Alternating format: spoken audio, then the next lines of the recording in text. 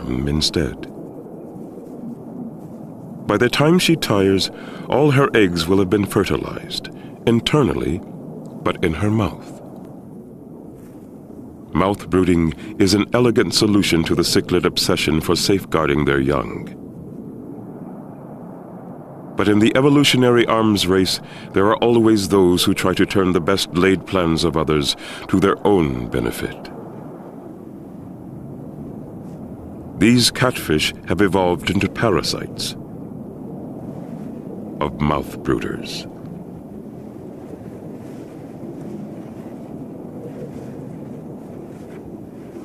Each time the mouth brooders start to spawn, catfish swarm in to eat their eggs.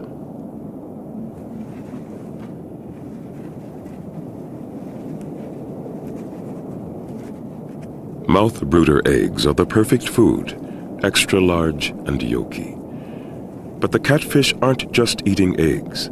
They're also dropping their own. They're exploiting the female cichlid's eagerness to pick up eggs, for she gathers up the catfish eggs along with her own. Unknowingly, she is committing herself to a horrible sort of surrogate motherhood. The catfish depart, never knowing what becomes of their own young.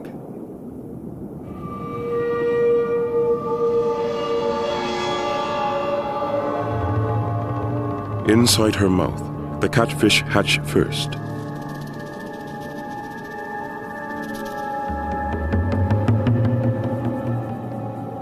Armed with cavernous mouths and voracious appetites, the catfish turn on the cichlid fry, devouring them alive. By the time she's ready to release her young, the deceit is complete. All that remain are a few very fat young catfish.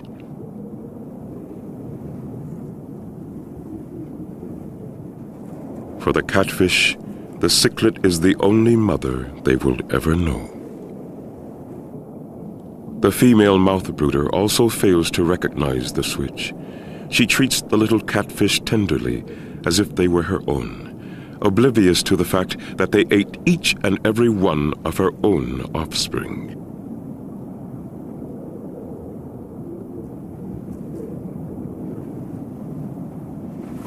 She scoops them up to protect them at the first hint of danger.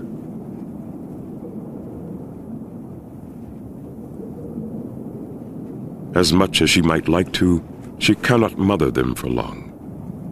While feasting in the dark, the young catfish not only grew plump, they grew spines.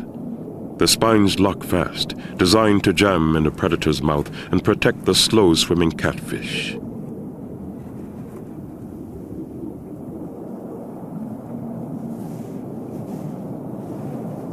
Even at this age, the spines prevent the young catfish from becoming morsels for the mob.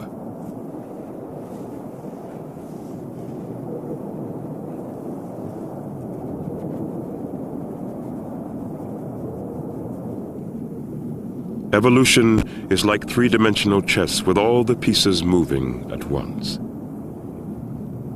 Just as the catfish came up with an ideal fostering scheme, some cichlids developed ways to counter it.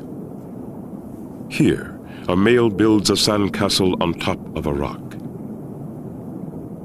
Within its walls, he is out of sight of any catfish below.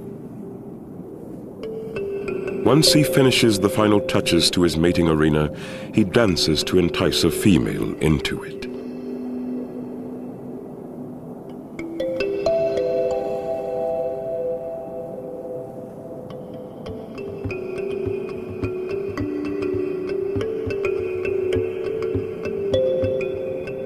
As they circle in a mating dance, the female releases her eggs. The male swirls his sperm down into the bowl-like depression as the female picks the eggs up. By mouth brooding, cichlids give their eggs and tiny fry a head start in life. Crabs here have evolved to do much the same. In Lake Tanganyika, anything a parent can do to delay its infant's entry into this predatory world is beneficial.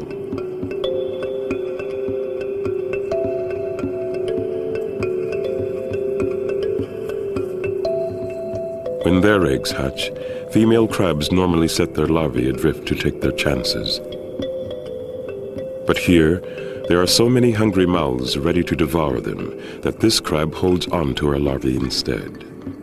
They bypass the free swimming stage altogether, turning straight into tiny crabs, tucked snugly within the safety of her shell. Though she is willing to protect her young with her life, she cannot guarantee their safety when her own is at risk. A clawless otter is on the prowl. The otter cannot see very well, especially amid clouds of sediment. It hunts mainly by feel anyway, exploring with dexterous hands.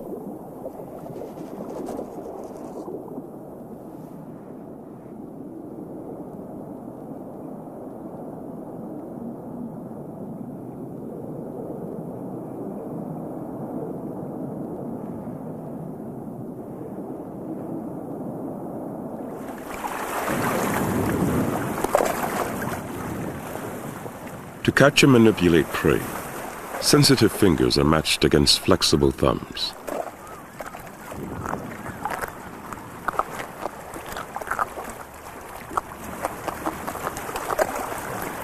Compared to spot-necked otters, a clawless otter is less at home in the lake.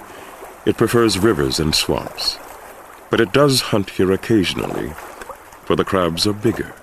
So much bigger that every time the otter finds one, it must weigh the prospect of a meal against the risk of damage to itself.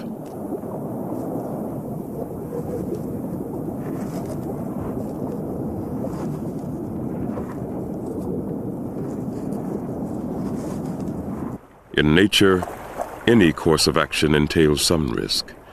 Even sex is not without its hazards. This is a lek, a cluster of tiny courtship territories which females visit to select a mate. In the spawning season, male flashers come up from deep water to display in these arenas.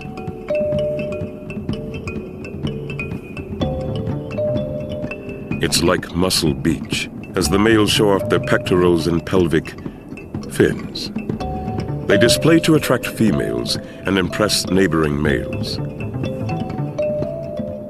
To have any chance of breeding, they must shine out in the crowd. Females choose the most brilliant flashers, so there is pressure to display in the shallows where there is more light. The males flutter on their side